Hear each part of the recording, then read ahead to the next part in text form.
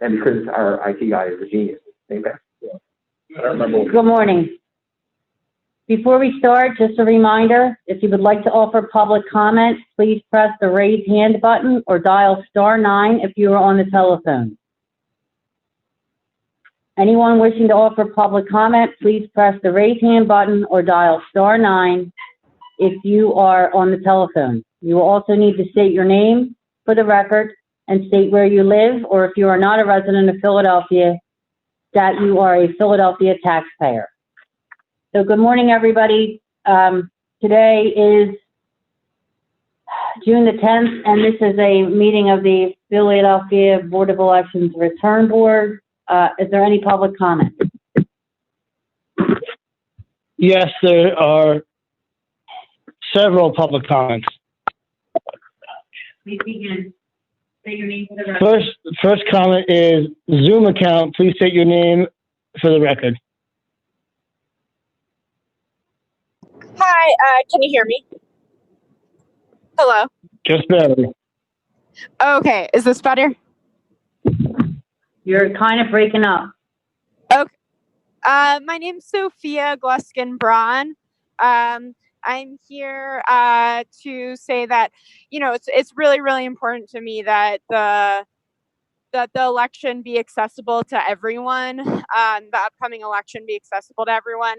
My brother had tried to get a mail-in ballot for the primary, and he wasn't able to get it. So he did have to go in person, which wasn't necessarily like the safest, and do a provisional ballot. And now he's not exactly sure if his vote will be counted. But there are 3 asks that I have for you, guys. One is to first send every registered voter a mail-in ballot application form by August 1st, noting that they must return it by October 1st to allow sufficient turnaround time. Also, second, send a postcard to every registered voter notifying them of their polling place by October 13th, which will be especially important if polling places are consolidated again. And third, set safety standards for every polling place on November 3rd. Gloves and hand sanitizer should be provided at every polling location, and every single person should be required to wear a mask. We understand that organizing elections during uncertain times like these is difficult, which is why we're asking you to act on these 3 points now, so everyone has enough time to make sure their voices are heard. If these 3 asks are not met, the city commissioners are putting our health and safety at risk, asking Philadelphians, especially low-income communities of color who are more likely to not have internet or computer access, to make an impossible choice between having our voices heard and staying healthy. We respectfully ask you, please do not put us in this situation again. Thank you so much, commissioners. 2 minutes. All right, the next public commenter is Hillary Doom. Good morning today, City Commissioner. Thank you so much for your time. My name is Hillary Doe. I live in Philadelphia in the center area. I'm here today because I believe in free and fair elections, and that it is your responsibility as our city commissioners to uphold them. And likewise, I also have 3 asks for you. First is to send every registered voter a mail-in ballot application form by August 1st, and noting that they have to return it by October 1st this time around to allow sufficient turnaround time. Allegheny and Luzerne counties sent every registered voter a mail-in ballot application form for the primaries. I believe we in Philadelphia can do it too.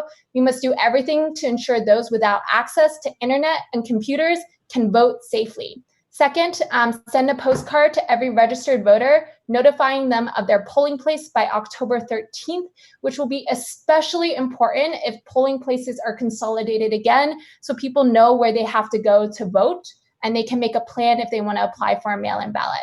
Third is to set safety standards for every polling place on November 3rd. Gloves and hand sanitizers should be provided to some extent to keep voting machines clean. Every single person should be required to wear a mask, especially we're given in a global pandemic. We understand that organizing elections during uncertain times like these is difficult, which is why we're asking you to act on these 3 points now, so everyone has enough time to make sure their voices are heard. If these 3 asks are not met, the city commissioners are putting our health and safety at risk, asking Philadelphians, especially low-income communities of color who are more likely to not have internet or computer access, to make an impossible choice between having our voices heard and staying healthy. So we respectfully ask you, please, please, please do not again, and thank you so much for your time today, commissioners. Thank you.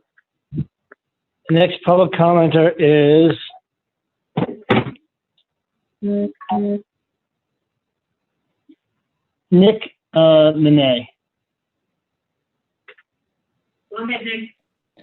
Good morning, City Commissioners. My name is Nick Manai, and I live in Philadelphia, South Philadelphia. I'm here today because I believe in free and fair elections and that it is your responsibility to uphold them. I have 3 asks for you. First, send every registered voter a mail-in ballot application form by August 1st, noting that they must return it by October 1st to allow sufficient turnaround time. Allegheny and Luzerne counties sent every registered voter a mail-in ballot application form for the primaries. We can do it too. I know we can. We must do everything to ensure those without access to internet and computers can vote safely.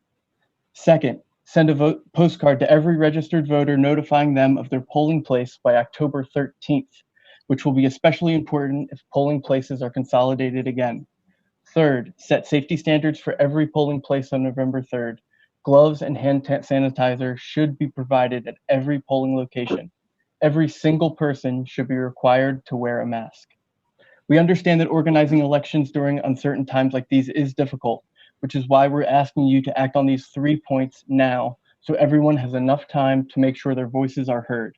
If these 3 asks are not met, the city commissioners are putting our health and safety at risk. Asking Philadelphians, especially low-income communities of color who are more likely to not have internet or computer access, to make an impossible choice between having our voices heard and staying healthy. We respectfully ask you, please do not put us in that situation again. Thank you, commissioners. The next public commenter is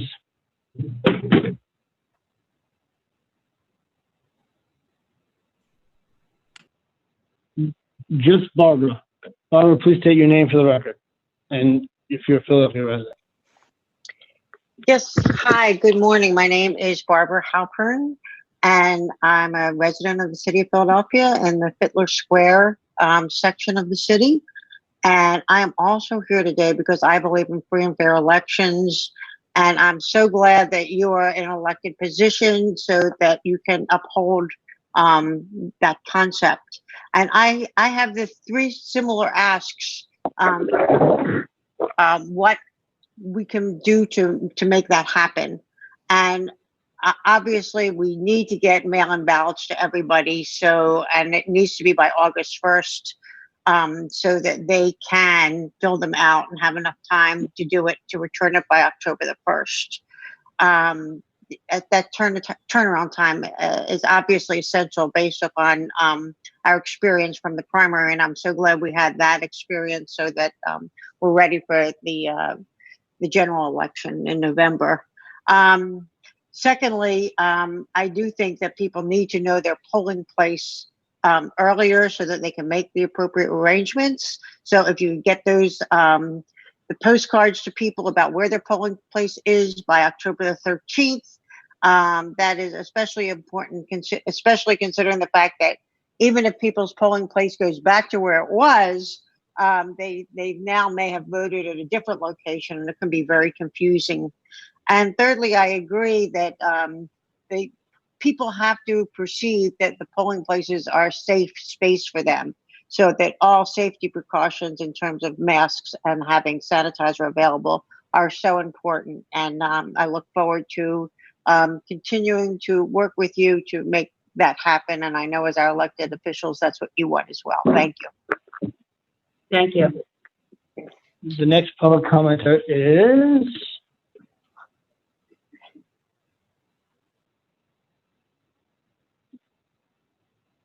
Suzie Mizelle. Hi, can you hear me? Yes. Okay, great. Thank you Yes, we so much. can. Thank you. So my question is about signature verification. So the election code requires the board to determine if signatures on the declarations are genuine. That's part of verifying whether each mail-in ballot and absentee ballot should be counted. So we asked the representatives of the Department of State what procedures are required to make that determination, and they didn't know. The state doesn't seem to have requirements listed, and so we wanted to know what procedures the Board of Elections in Philadelphia is going to use to match the signatures from the voter file to the ballot, and how they're compared.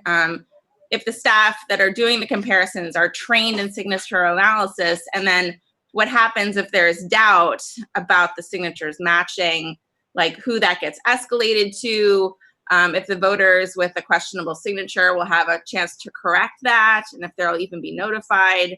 And so we want to know where these procedures are written down, if anywhere. And so we'd like to know, what those systems in place are to make sure that we're counting, that we're checking signatures properly, and making sure that the ballots that are coming in are valid, but also giving people a chance to correct it if their ballot seems to be in error. So can you answer any of those questions today? Thank you.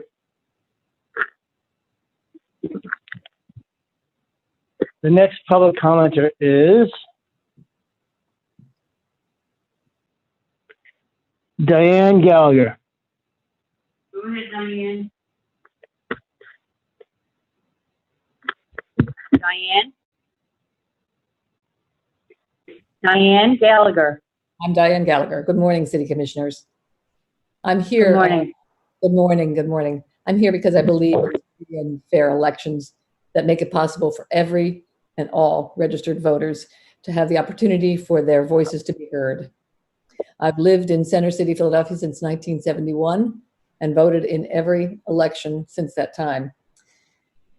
Our experiences in the primary and also watching what happened in Georgia just yesterday make it absolutely essential that we consider ways that we can improve our voting procedures so that all registered voters have their votes counted.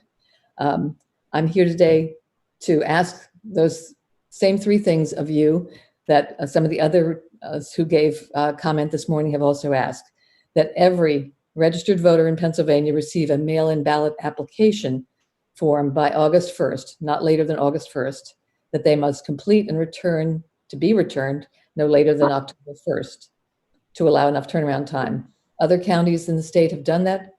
Philadelphia should be able to do it as well. Secondly, send a postcard to all registered voters advising them of where their polling location is for the November election. Because again, that was a very, made things very confusing, I think, for the primary when people weren't sure where to go. And that postcard should be sent no later than October 13th. Thirdly, the safety of poll workers and voters who go to the polls should be provided with all safety equipment that's necessary for them to be in-person voting. Every person should be required to wear a mask, and there should be gloves and hand sanitizers available at every polling location. I completely understand that organizing elections is a huge undertaking, and especially with the pandemic that's now going on and things that make it very difficult. But in order to have everyone's voice counted, including those who don't have access to internet, Thank you. travel, That's 2 minutes. that we provide these options. Thanks so much for doing your job on our behalf.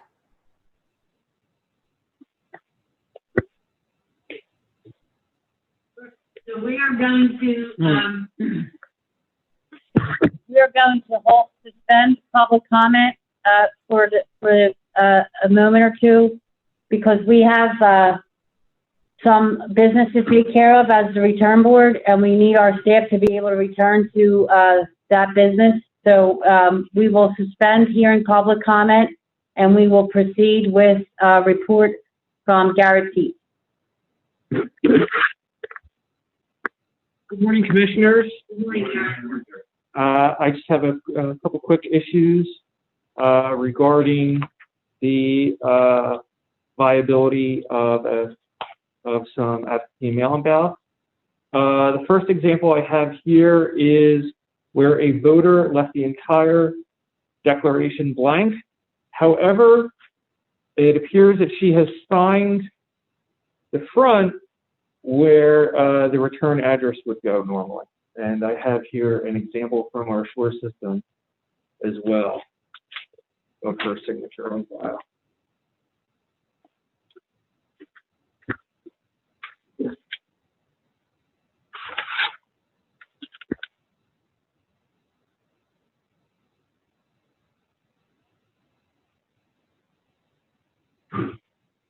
So the voter signature matches the voter registration signature for sure. Yes. They signed the declaration envelope. But not on the actual declaration. Part of the declaration.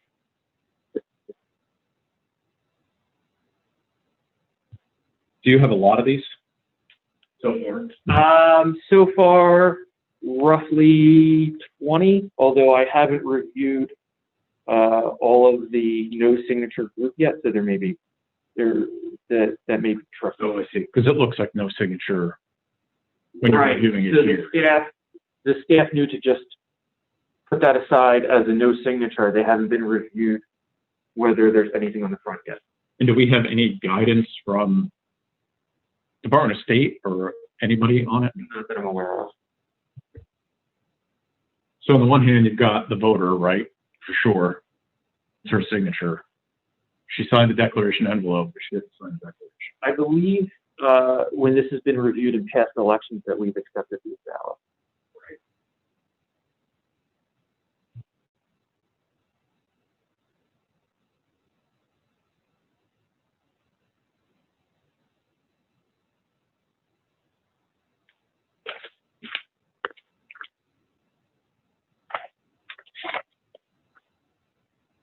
So signature? I believe so, yes. Okay, I vote to count. What does it count? I would vote to count. Thank you. Okay. Next up is very similar. Instead of a full name, we only have a partial name. So as you can see on the front, the voter only signed their last name, but I do believe at least that last name matches their signature.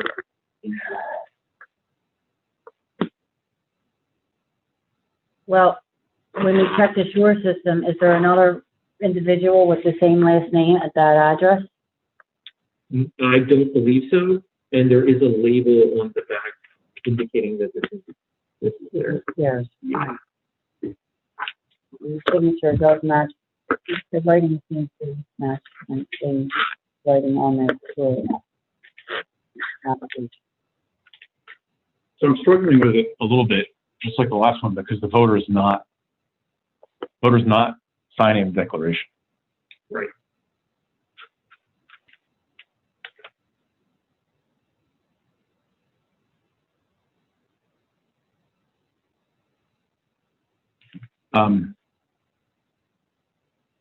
I would vote to not count it.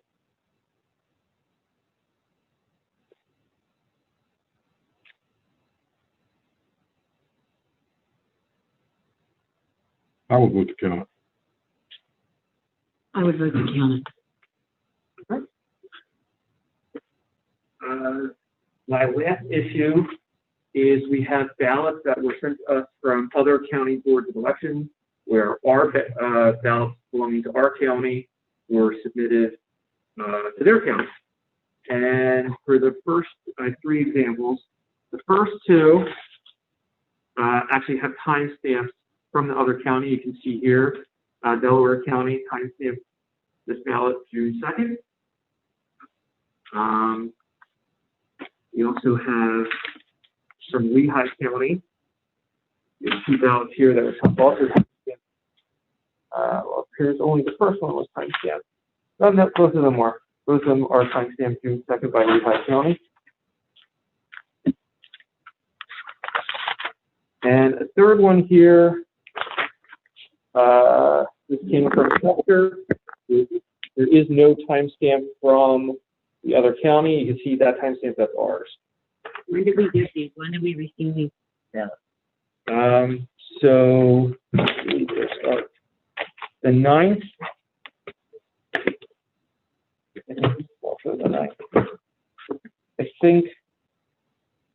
I believe all three of these were received on the 9th. No, I'm sorry. So the ballots from Delaware were received on the 5th. The ballots from Chester and Lehigh were received on the 5th. Right. I would vote to count those ballots based on the governor's executive order. Those ballots that were received by, postmarked by. On the one, are you saying that there is no timestamp on when the ballot was received? Right, so it appears that Chester County did not timestamp the ballot. There's no indication in the envelope. There's no letter or anything. There's no indication when Chester received this ballot. And the envelope is what? That's our timestamp. Oh, it's ours. Is it postmark? I'm sorry. It's postmarked on the 4th. Okay. Mm-hmm. So that one I would not. Yeah, okay. Is it okay to do those separately from one another? Right. So we would not count the one that was not timestamped by Chester. Right, and that we didn't, and it wasn't postmarked either. And Correct. So the letter from Lehigh, it was postmarked on the 4th, but again, these ballots were timestamped by Lehigh on the 2nd. Yeah, that's a good question. Absolutely. So this one is saying, the ballot is not timestamped by Chester. Correct. but it says 6-4 right here. Well, that's the postmark. So Chester County didn't indicate when they received it, but they put it in the mail to us.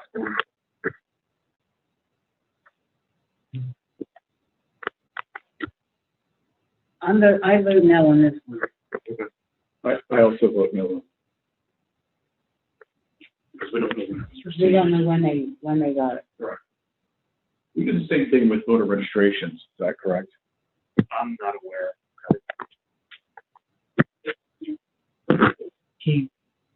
No. All right.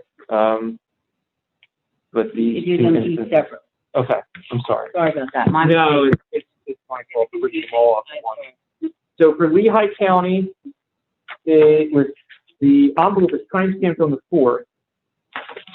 The ballots were timestamped by Lehigh County, both on June 2nd. Anything signed, declaration on the. Yes. Do you mind if I look at it just real quick?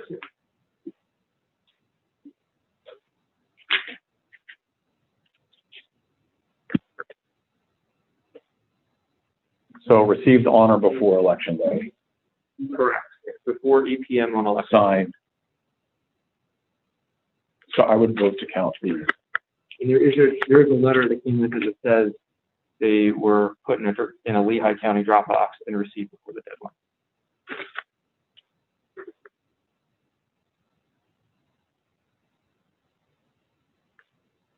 Well, I would vote to count these,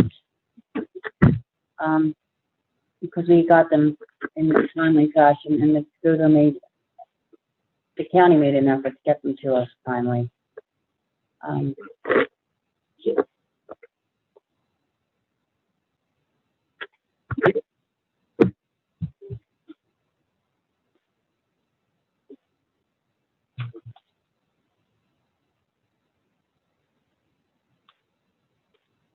Okay.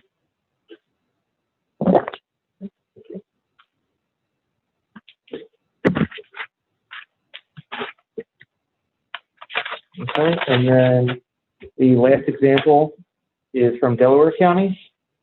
The envelope is postmarked 4th. We received it on the 5th. And you can see there's a timestamp from Delaware County, June 2nd.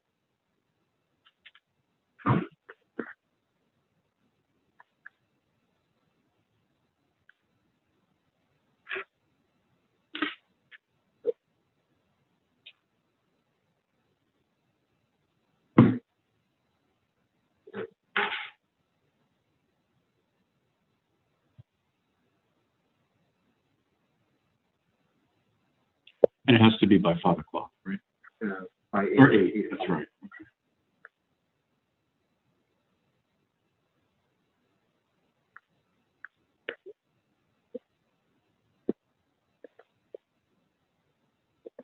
And it's addressed to the voter and voter signature.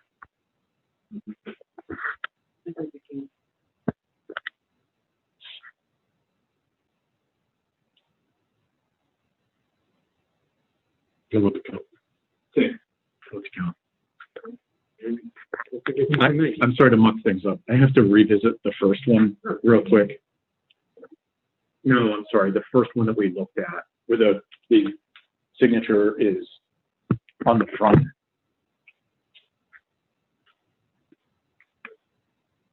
No, we did. You two extension. What do you think? The partial one. Right.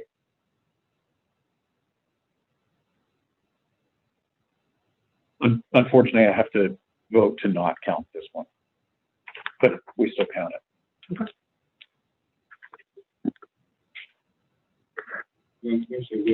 Did we receive any from other counties? Did we receive any last month? Other than the ones I just presented, No, I'm talking about the we receiving that some people from other counties give us some, and then we have to do the same thing when they do. I believe we received a couple, and we placed them in the mail. Like as soon as we received them, we placed them. Okay, we did the same thing. They did. We stamped them and all. We received. I believe they were. And I think we did the same thing with voter registration. Also, when they come in before the deadline. And we mailed them to the other, we timestamped them and mailed them to the other county. Thank you, Garrett. Is that all? Yeah. Okay, we will now return to public comment. The next public commenter is Valerie J.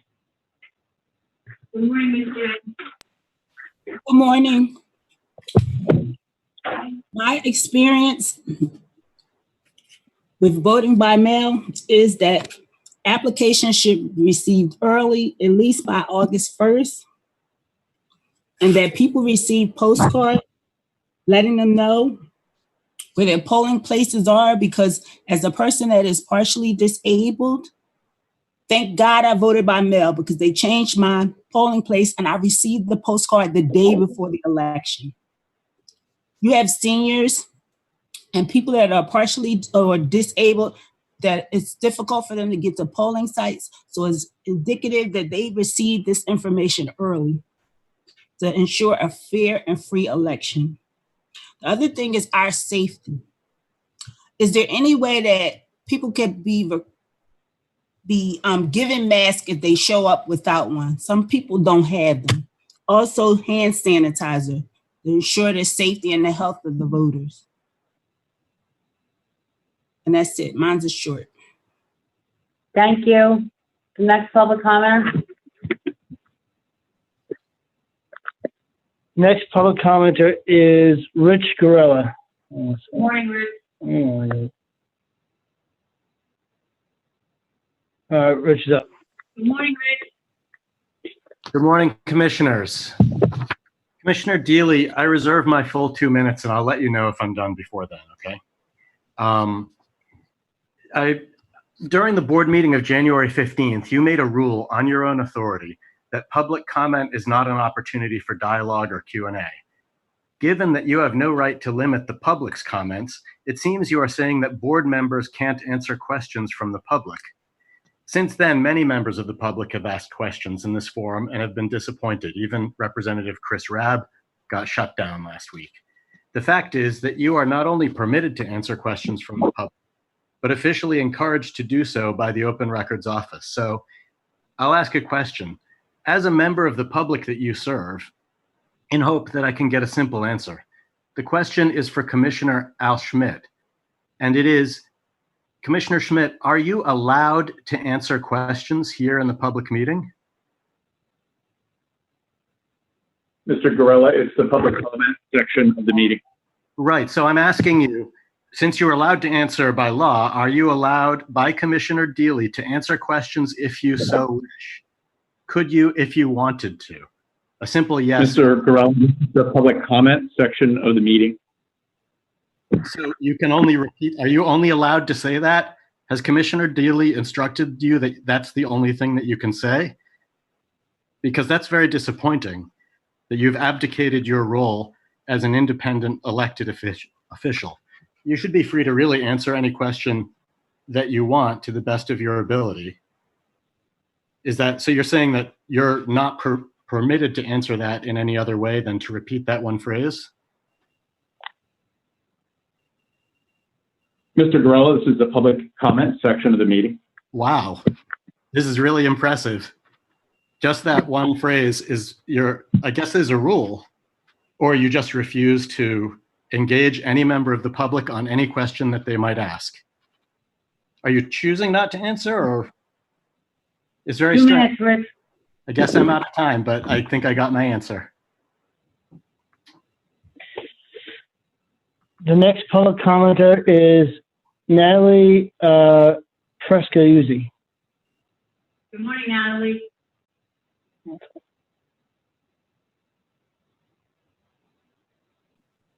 Good morning. My name is Natalie Pascuzzi. I live in the Grace Ferry section of South Philadelphia. I am here today because I believe in free and fair elections, and I think that this past election was not managed as well as it could have been. First, I request that we send every registered voter a mail-in ballot application form by August 1st, noting that they must return it by October 1st because we need to allow sufficient turnaround time. That was very clearly a huge issue this past election. There were a ton of unaccounted mail-in ballots, and also like people that felt that their ballot wouldn't get back quick enough, so they ended up having to put themselves in harm's way by going to vote in person. Second, we need to send a postcard to every registered voter notifying them of their polling place by October 13th, just in case it has changed. This was a huge issue. I know in my neighborhood, a ton of people went to what are usual polling places, and it ended up being, thankfully, ours was closer and it was right down the street, but I know that other neighborhoods were not as fortunate. Some had to go almost an entire neighborhood away. And as somebody brought up earlier, for people who are disabled or who are elderly, that might not be an option for them. It is very, very, very important that we are notified of what our polling place is, especially if it has changed well before the election. And third, we need to set safety standards for every polling place, because mine in particular, again, what people brought up earlier, not a ton of people were wearing masks. There was only but so much hand sanitizer available. There were no gloves. There were no ballots being wiped down after people had voted. And it is really important in these times to keep people safe, especially my neighborhood. A lot of people here are elderly and have lived here for a very long time. We understand that organizing elections during uncertain times like this is difficult, which is why we're asking you to act on these 3 points now. For the safety of Philadelphians, thank you so much. Have a wonderful day. Thank you. Next public commenter is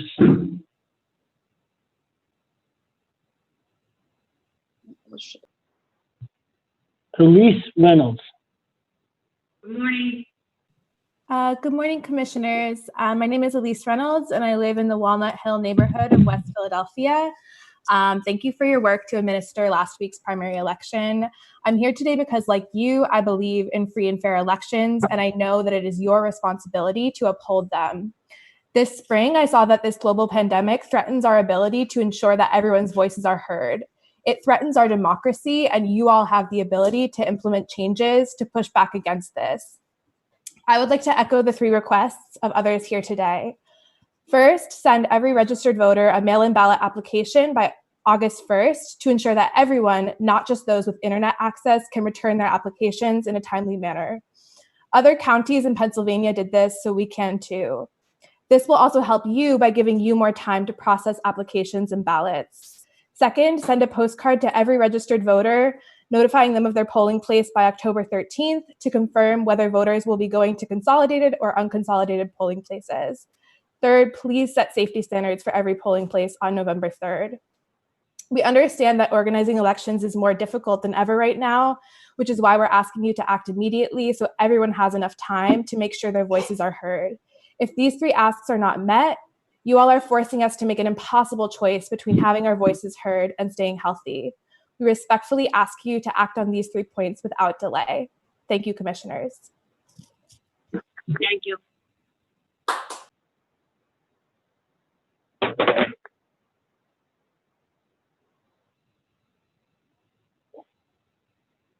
The next public commenter is Muriel McCarthy. Good morning, Muriel.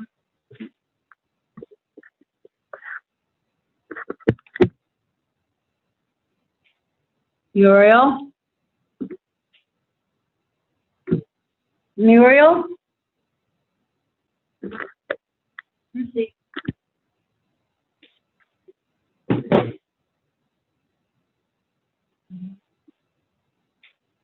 The next public commenter is Deborah Fine.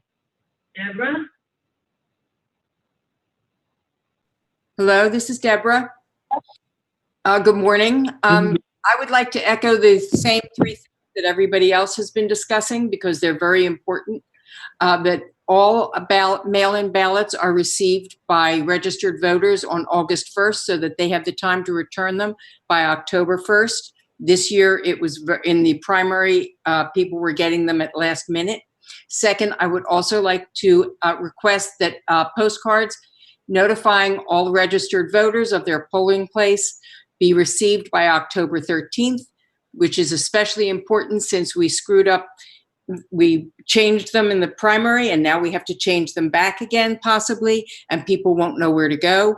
And third, and very important, to make all of the citizens feel comfortable, safety standards should be implored in every polling place so that gloves should be provided and sanitizers and masks. Everybody should be required to wear a mask. Thank you. Thank you.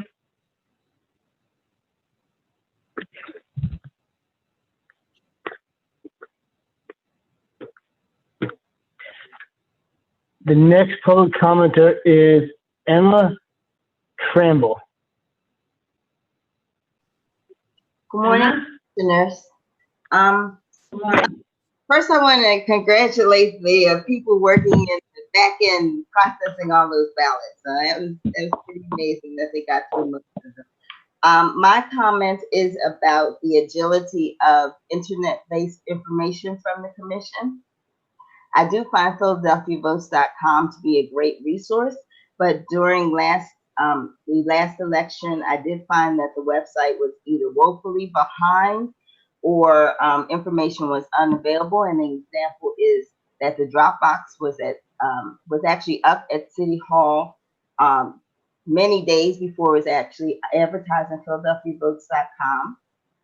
And there was no information at all about the fact that the curfew had been moved, so that people, could feel more comfortable if they were actually in line later in the day. So I am making a suggestion. Hopefully, something happens that there is one clear kind of rapid response location that people can go to on the internet. Commissioner Schmidt has an Instagram account that's chock full of graphics and useful information, but it's not like a singular point that is like the official commissioner site. Also, that all graphics that are put out by the Commission are not as packed with information as that flyer. We do have varying educational backgrounds in our voters with varying educational backgrounds. That, a cleaner, crisper piece might have been helpful. And that all postcards that are sent include the website address. The one with the polling places did not have the website address. And I think a lot of voters would have found that useful.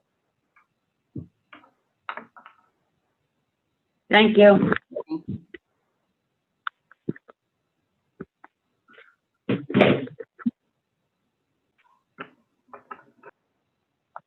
The next public commenter is Wendy. Hi, Wendy. Wendy? Wendy?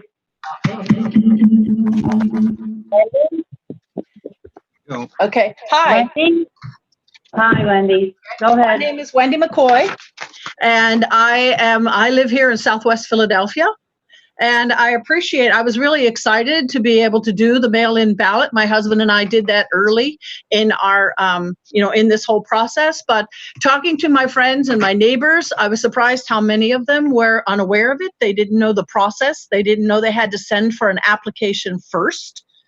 I also found out that a lot of them were not aware that only a third of the ballot places would be open, and they didn't know where to go to get this information. And then we received our postcard in the mail only literally days beforehand. So the seniors that I was talking to, they're not computer savvy. They have great difficulty with that process. A lot of them don't even have computers, or they have to rely on a family member to do it for them. But, they just did not feel comfortable with the computer system. So I do think that, again, mailing them information in advance, making sure that that information is clear, especially for some of the elderly people. This is, some of this techie stuff is beyond them. And I think that, to encourage them these are dedicated people. They want to vote, and we need to make sure that the information is timely and clear for them. But then also for the young people, they're not as motivated in the voting process, and that bothers me. Obviously, I'm an older person, but to try to energize them, to get them involved, to encourage them, the process has to be something that they have success with, and they have to see that this is a value. So, as a responsibility to be able to encourage people to sign up and vote for these things, it has to be successful. I noticed that when you all came in and sat down, you had your safety gear on. But again, the workers there, to make sure that sanitation, I go to the grocery store, I go whatever, up and down things. It was not acceptable that I'm sorry, Kim, your time is up. Thank you. A political institution would not be following the same rules that it's forcing other institutions and private industry to follow as far as sanitation and masks and things along that line. Hello, ma'am. I just think that as a political environment, you need to set the example. Hello. And not be lagging behind as far as, sanitizing. Hello. Communication. Your time is up. Thank you. Reaching out to the public and making them aware of the changes. I can see this fall, there'd be a lot of confusion about, do they go to their old polling place or do they? Thank you. The next public commenter is Paulette TYLER. Hi, my name is Paulette TYLER. Can you hear me? Hello? Yes, Paulette. Thank you. Okay. Yes. Hi, Paulette. Hi, how are you? Would it be feasible for you to introduce yourselves so that we know who we're talking to? Is that possible? Proceed with public comment, Paulette. Okay. As has been noted, it's very important that a mail-in ballot application is sent to every registered voter in Philadelphia by August the 1st, so that the application can be returned by October 1 and the actual ballot by October 27th. This allows ample time for it to be received by November 3rd deadline. The Postal Service says it takes about a week to guarantee its arrival, and all don't have the internet access, especially seniors. It's necessary to send that postcard to all registered Philadelphia voters, and so that they will know the actual location of the polling location. Lastly, for the protection of our voters and our poll workers, it's very important to mandate that all voters wear a mask. I would be very uncomfortable around people that don't have masks on, and this could cause some people to walk away from the polling place, and also be given sanitizers. Thank you for your time. Thank you.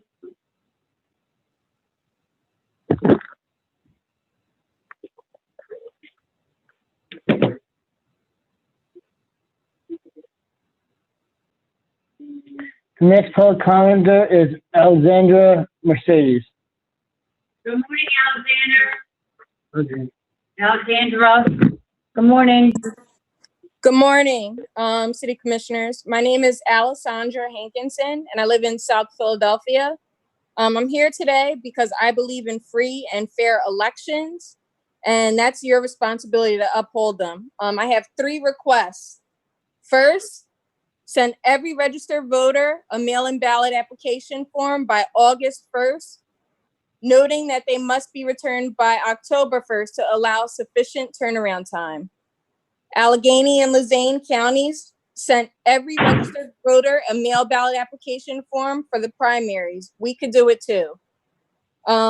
We must do everything to ensure those without access to internet and computers can vote safely.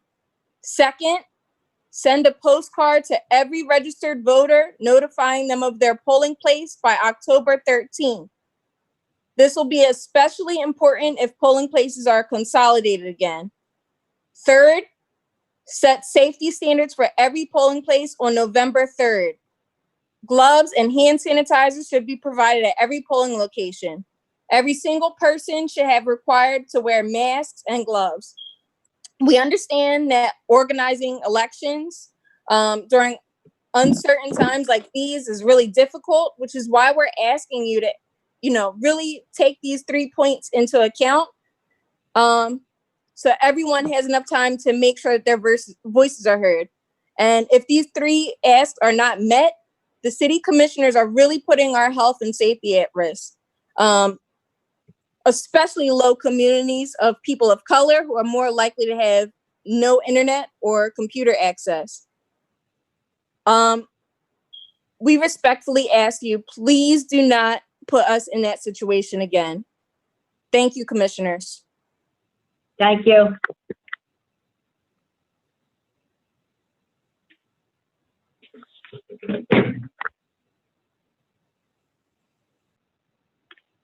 The last public commenter is Muriel McCarthy. Good morning, Muriel. Muriel? Good morning, Muriel. Muriel? Good morning, Muriel. Muriel? Thank you.